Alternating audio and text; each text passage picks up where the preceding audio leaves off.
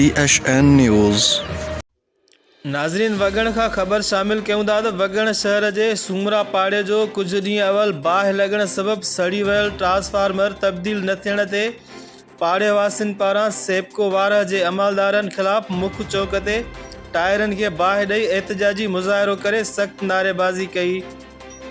उन मौके ते सहाफ़ियुनि सां ॻाल्हाईंदे जानी सूमरो, अब्दुल बासित सूमरो, अब्दुल जब्बार वक्को, एजाज़ अली वगण, वारिस मुगेरी ऐं ॿियनि चयो त कुझु ॾींहं अवल सेपको वारह जे अमलदारनि जी नाअहलीअ सबबि बाहि लॻण करे पाड़े जो ट्रांसफार्मर सड़ी वियो हुयो, जेको सेपको वारह जे अमलदारनि हिन वक़्त ताईं तब्दील नाहे करे ॾिनो।